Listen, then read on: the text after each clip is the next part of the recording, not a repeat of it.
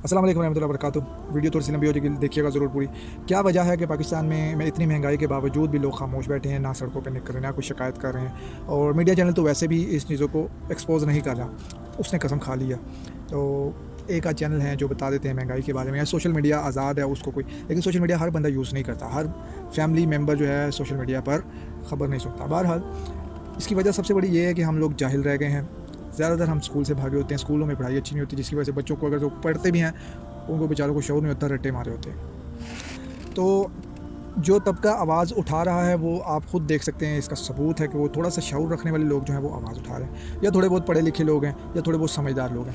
वो लोग इसके ख़िलाफ़, महंगाई के ख़िलाफ़ एहतजाज कर रहे हैं जहाँ पर उनका बनता है। जैसे मैं सोशल मीडिया पे कर रहा हूँ और आपको आगाह कर रहा हूँ, आपको समझाने की कोशिश कर रहा हूँ आसान अल्फाज में कि मेरे भाइयों महंगाई हुई हुई है, और आप नहीं करें क्योंकि आपको शऊर नहीं है। आपको उन्होंने मुश्किल में डाल दिया कि भाई अपना रोटी पूरी करो। तो मेरे भाई, अगर आप खाने के चक्कर में, तो जानवर भी रोज़ तलाश में रिस्क की निकलते हैं, अल्लाह ताला उनको रिस्क दे देता है। तो अगर आपने रिज़्क़ की तलाश करना है तो मेरे भाई पहले हक़ के साथ खड़े हों, बातिल के ख़िलाफ़ जो है उसको खड़े हों कि बातिल जो है हमें नामंजूर है। ये जो हमारे ऊपर ज़बरदस्ती के अरबों खरबों रुपए के कर्ज़े पिछले 70 ईयर्स, 70 सालों से, 73 सालों से जो कर्ज़ों पे हम मुलव्वस हैं, चाहे वो डेमोक्रेटिक कोई पार्टी आई हो, पॉलिटिकल, या फिर कोई माशाल्लाह लगा हो, सब ने आके कर्ज़े लिए हैं, और हमें शायद होश भी नहीं है कि हम कितने कर्ज़ों में मुब्तला हैं, हमने कितना कर्ज़ देना है। तो नबी पाक सल्लल्लाहु अलैहि वसल्लम की मुझे एक हदीस याद आती है। नबी पाक सल्लल्लाहु अलैहि वसल्लम जब इस्लाम स्टार्ट हुआ तो इस मुसलमानों के पास इतना पैसा, इतना बैतुल माल में नहीं था कि वो लोग कर्ज़ उतार सके। तो नबी पाक सल्लल्लाहु अलैहि वसल्लम जो कर्ज़े वाले लोग होते थे, जो कर्ज़े की हालत में वफ़ात पा जाते थे, उस वक्त के सहाबा ही थे, ज़ाहिर सी बात है, तो उनके आप सल्लल्लाहु अलैहि वसल्लम जनाज़े नहीं पढ़ाते थे स्टार्ट में। लेकिन जब नबी पाक सल्लल्लाहु अलैहि वसल्लम के पास बैतुल माल में जमा हो गया, माल जमा हो गया, लोगों की ज़कात आना शुरू हो गई, तो फिर नबी पाक सल्लल्लाहु अलैहि वसल्लम उस बंदे के कफ़ील बनते, मतलब उसका कर्ज़ उतारते, फिर उसका जनाज़ा भी पढ़ाते। तो पहले उन्होंने इसलिए नहीं पढ़ाया क्योंकि ये लोग इस तरह यही ना समझ लें कि कर्ज़ माफ़ हो जाता है। नहीं, कर्ज़ बड़ी, हम लोग अपने इर्द गिर्द का कर्ज़ तो उतार देते हैं, लेकिन मेरे भाइयों, ये जो IMF का कर्ज़ हम पे मुसल्लत किया हुआ है ना, ये उतारना इतना आसान नहीं है। कितने लोग हमारे बावजूद मर गए इसी कर्ज़ में, पता नहीं उनका क्या हाल हो रहा होगा। ये हुक्मरान जो भी आते हैं कर्ज़ लेके हमें मुब्तला करते हैं। अब ये मौजूदा हुकूमत जो है, इसका तो वैसे भी जो है नीयत में खोट है। अगर इनकी नीयत होती मुल्क को चलाने की, तो इमरान खान भी तो चला रहा था, उसने भी तो 6% जो है GDP ग्रो कर रही थी, और फिर हमारी जो टेक्सटाइल इंडस्ट्री है वो सारी चल पड़ी थी, बिजली उनको पूरी और सस्ती मिलना शुरू हो गई थी, पाकिस्तान तरक्की कर रहा था। इमरान खान ने उस वक्त सस्ता पेट्रोल दिया जब पूरी दुनिया में आलमी मंडियों में पेट्रोल महंगा था, कोरोना के दौर में, और अब जबकि आलमी मंडियों में $25 तक कीमतें कम हो गई हों, शायद और हो गई हों, मुझे 4-5 दिन पहले की रिपोर्ट है कि $25 तक कम हो गया पेट्रोल इंटरनेशनल मार्केट में, लेकिन हमारे पाकिस्तान में मज़ीद ऊपर जा रहा है। क्या वजह है? अगर जबकि मरियम सफदर साहिबा जो हैं, उन्होंने कहा भी था कि पेट्रोल सस्ता जैसे ही होगा आलमी मंडियों में, इस तरह का उनको बयान था, तो हम फ़ौरन करेंगे। तो अभी तक कोई उनके नहीं आया। बहरहाल इस हुकूमत की तो नीयत नहीं है कि कुछ आवाम को रिलीफ़ दे सकें।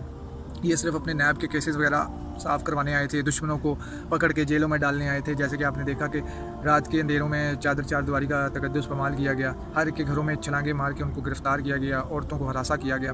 बड़ा दर्दनाक एक, जबकि कुछ भी नहीं था, सिर्फ वो एक मार्च के लिए लोग जाना चाहते थे। और कुछ लोग तो ऐसे भी हैं, मैं पर्सनली जिनको जानता हूँ, जिनका सिर्फ PTI से सपोर्टर हैं, वोटर हैं, वो कहते हैं हमने तो जाने का इरादा भी नहीं किया हुआ था, हमने तो घर पर TV पे बैठ के देखते हैं। बड़ी डिसेंट फैमिलीज़, उनको घर से उठा लिया गया। तो मेरा पर्सनली जानने वाला है एक, तो मैं उसको बता भी सकता हूँ, चाहते तो मैं वीडियो भी शेयर कर दूँगा उसकी। बहरहाल उसने मुझे खुद कहा कि मैं तो कहीं पे जाना आना भी नहीं था, मैं सिर्फ सपोर्टर हूँ। फिर सोशल मीडिया पे तस्वीरें वगैरह मैंने जलसों की लगाई हुई थी, अब जब मैं जाता था तो बेचारे को उठा लिया। ना उसकी बैकग्राउंड कोई, ना उसके पीछे कोई 100-200 बंदा या तो उसने लेके जाना हो, ना ऐसा कोई चक्कर नहीं था, लेकिन लोगों को हरासा किया गया, डिक्टेशन करी जा रही है। असल में माशाल्लाह लगा हुआ है, और हमें गुलामी में फिर से झोंक दिया गया। असल में हम बड़े फ़ख्र से घूमते फिरते थे कि यार हमारा मुल्क आज़ाद मुल्क है, आज़ाद मुल्क है। मैं भी कुछ अर्से पहले मैं आज़ाद ख़ुद को समझता था, और जब मैं दूसरे मुसलमान कंट्री जैसे कश्मीरी हमारे भाई हैं, जैसे इंडियन मुस्लिम हमारे भाई हैं, तो उनको जब मैं देखता था, क्योंकि मैं पाकिस्तान में नहीं होता, तो हमारा इनसे जो है बातचीत और एक जगह पे काम करना जो है हमारा, ये आसानी से हमारा होता है। तो हम इनको देखते थे, ये बेचारे इतनी आज़ादाना सोच भी नहीं रखते थे, और बेचारे डरते थे, घबराते थे, और हमारी बड़ी इज़्ज़त करते थे पाकिस्तानियों की। यार आपको बड़ा अच्छा लीडर मिला। मैं बड़ा सोचता था कि यार, मुझे एक तरफ से थोड़ा सा खुशी भी होती थी कि यार अल्हम्दुलिल्लाह अल्लाह ने हमें आज़ाद मुल्क में पैदा किया। लेकिन जब मैं उनकी तरफ देखता था तो वो बेचारों को मैं देखता था कि बिल्कुल उनका वो आज़ादी राय भी अपने मुल्क में नहीं दे सकते। आप देख सकते हैं इंडिया के जो हालात हैं। तो बहरहाल वो अल्लाह ताला ने फ़ौरन मुझे आईना दिखाया कि میرے بندے تجھے جو ہے نا خوش فہمی ہے کہ تم آزاد ہو، تم آزاد نہیں ہو۔ آزاد تو وہی ہوتا ہے جو سوائے اللہ کی کسی کی جو ہے اطاعت نہیں کرتا، کسی سے نہیں ڈرتا، سپر پاور صرف اللہ کو سمجھتا ہے۔ تو ہم سمجھتے تو ہیں، لیکن ہمارے اوپر جو ہمارے بڑے حکمران ہیں، جو طاقتور حلقے ہیں، ان کا جو ہے ان کا الہ جو ہے ان کو بھی نہیں پتہ، انہوں نے الہ بنا لیا ہے بڑی بڑی سپر پاور جن کو وہ سمجھتے ہیں۔ ہمارے تو وہ جوتے کے نوک پہ ہیں، وہ سپر پاور نہیں ہے، جوتے کے نوک پہ ہیں۔ سپر پاور صرف ایک ہے، اللہ کی ذات ہے، جو چاہے تو تمہیں منٹوں میں مسل دے، وہ چاہے تو تمہیں جتنی مرضی طاقت میں ہو تمہیں وہ نشت و نابود کر دے۔ تو خیر قیامت کے دن تمہیں جواب تو دینا ہوگا کہ تمہارے پاس طاقت بھی تھی، تمہارے پاس سارے سورس اللہ نے تمہاری مدد کی کتنی غیر مسلموں سے۔ چائنا آپ کی بیک پہ کھڑا تھا، رشیا آپ کی بیک پہ کھڑا تھا، تیار تھے، لیکن آپ نے ان کو دھوکہ دیا، الٹا آپ نے ایک کنویں میں چھلانگ مار دی اور پوری 22 کروڑ عوام کو پیچھے لے کے کھینچے لے گئے۔ بہرحال بہت ہی دکھ کی صورتحال ہے۔ بات کہاں سے شروع ہوئی، کہاں پہ چلی گئی؟ بات یہ تھی کہ ہم میں شعور نہیں ہے، ہمیں صرف اتنا شعور ہے سڑکیں بن جائیں جس پہ ہم ریڑیاں لگائیں اور وہاں پہ پھل یا فروٹ بیچیں، اور اگر وہ بھی نہیں ہے تو ٹھیلے لگا لیں، اور وہ بھی نہیں ہے تو پھر نیچے چادر بٹھا کے یا کوئی پھٹا رکھ کے بیچنا شروع کر دیں۔ اور پھر جب وہی گورنمنٹ جس نے ہمیں نہ وسائل پرووائڈ کیے پڑھنے کے، نہ ہمارے ماں باپ کو اتنا انہوں نے سپورٹ کیا کہ وہ اپنے بچوں کو پڑھا سکتے، انہوں نے ہمیں سڑکیں بنا کے دیں، اس کے بعد جب ہم نے وہاں پہ ٹھیلے یا ریڑیاں یا پھٹے لگانا شروع کیے تو اسی حکومت نے ہمیں آگے LDA کے تھرو جو اٹھا کے ہمیں ہمارا سامان بھی ضبط کیا، ہمارے جو مال جو ہے ہمارے پیسوں انویسٹمنٹ ہے وہ بھی ضائع ہماری گئی، اور ہمارے اوپر غیر قانونی جو ہے وہ یہ بھی ثابت کرے کہ یہ غیر قانونی لگایا ہوا ہے۔ تو میرے بھائیوں، آپ لوگوں کو تو پتہ ہی نہیں آپ لوگوں کے ساتھ پچھلے 70-77 سالوں سے کیا ہو رہا ہے۔ ہم آزاد نہیں ہوئے، صرف ایک سمجھ لیں کہ ایک کرایہ دار ہوتا ہے نا، کرایہ دار کرائے پہ گھر لیتے ہیں، ان کو بڑا شوق ہوتا ہے کہ ہاں جی ہم نے بڑا گھر لے لیا ہے، سیپریٹ گھر لے لیا ہے، ہم اپنا مطلب جو ہے اب اپنے کرایہ دیں گے اور آزادی سے رہیں گے۔ نہیں، مالک خان جب آتا ہے تو اس کو آگے کہتا ہے کہ یہ آپ نے دیوار خراب کر دی، یہ آپ نے دروازہ خراب کر دی، آپ نے لائٹیں خراب کر دی، اس کے پیسے آپ بھریں گے، آپ کو یہاں پہ رہنا ہے تو تمیز سے رہیں، نہیں تو ہم آپ کو نکال کے باہر پھینک ماریں گے۔ یہ وہی چکر ہے، ہم پاکستان کرائے پہ پاکستان لیا ہوا، ہم نے آزاد نہیں ہوا۔ جو طاقتور لوگ ہیں وہ اپنے ضمیر بیچ چکے ہیں، اور جو باشعور لوگ ہیں وہ بہت کم ہیں، وہ اپنی آواز اٹھائیں بھی تو ان کو فرق نہیں پڑتا۔ زیادہ تر باشعور لوگ اوورسیز ہیں جن کو سمجھ آ رہی ہے، ٹھیک ہے، یا پھر پاکستان میں جو پڑھے لکھے لوگ ہیں ان کو تھوڑی بہت سمجھ ہے، وہ آواز اٹھاتے ہیں، عمران خان صاحب کو ان کو بلاتا ہے، وہ نکل آتے ہیں۔ حالانکہ میرا تعلق PTI سے نہیں ہے، لیکن میں عمران خان صاحب کو سپورٹ ضرور کرتا ہوں، کیونکہ وہ ایک بہادر شخص ہے، اور انہیں ان طاقتور حلقوں کو اور ان باطل قوتوں کو اور جتنے بھی ان کو سپر پاور جو سمجھتے ہیں ایک دوسرے کو، جو جس کے چکر میں ڈر کے ایک فون کال پہ ایک خط کے اوپر لیٹ جاتے ہیں، ان کے چکر میں پورے 22-23 کروڑ عوام کو وہ جو ہے نا کنویں میں پھینک دیا انہوں نے۔ تو لیکن عمران خان صاحب اس کے خلاف کریں، اس لیے میں ان کو سپورٹ کرتا ہوں۔ باقی بہت اچھے اچھے لیڈر بھی ہیں، سراج الحق صاحب ہیں، ان کی جماعت بہت اچھی ہے، ان کو بھی چانس نہیں ملا، اللہ نے چاہا تو ان کو بھی چانس ملے گا۔ ان کے علاوہ مجھے ان دو بندوں کے علاوہ لیڈر مجھے کوئی نہیں نظر آ رہا پاکستان میں جس کو سپورٹ کی جائے، جس کو کہا جائے کہ یار یہ باطل قوتوں کے سامنے کھڑے ہو سکتے ہیں۔ بہرحال وہ عمران خان یہ بھی سر فہرست ہیں، سراج الحق صاحب اسٹیبلشمنٹ کی B ٹیم کے جیسا کھیلتے رہے ایک دور میں، ابھی بھی کوئی اتنا وہ ابھر کے سامنے نہیں آ رہے۔ اگر انہوں نے اتنی حق آواز بلند کرنی تھی تو وہ چاہتے تو عمران خان صاحب کے ساتھ مل جاتے۔ ہاں، مولانا شیرانی صاحب جو ہیں وہ عمران خان کے ساتھ ملے ہیں، دیکھیں کیا ہوتا ہے۔ بہرحال اور بہت دکھ کا سمے ہے، پاکستان ایک دم اڑتے اڑتے نیچے گرا ہے، جیسے چیز ہوا میں اڑی ہوتی ہے پرندہ، ایک دم اس کو پر کام کرنا چھوڑ دیں وہ زمین سے دھڑم سے گرتی ہے۔ پاکستان کے ساتھ وہی ہوا ہے، اور پوری قوت سے اب وہ زمین سے جو ہے نا، وہ زمین کے اندر دھسانے کی کوشش کی جا رہی ہے۔ باہر کے لوگ نہیں ہیں، مداخلت ہو رہی ہے، لیکن قوتیں اندر کی ہیں، سازش باہر سے ہوئی ہے، مداخلت اندر سے ہوئی ہے۔ تو بچے کو پتہ ہے کہ پہلے پلان بنتا ہے سازش، پھر امپلیمنٹ کیا جاتا ہے، جس کو مداخلت کہتے ہیں۔ تو پہلے پلان بنتا ہے، پھر امپلیمنٹ کیا جاتا ہے، تو پہلے سازش ہوتی ہے، پھر مداخلت ہوتی ہے۔ بچے کو پتہ ہے، باشعور لوگ ہمارے پاس بہت کم ہیں۔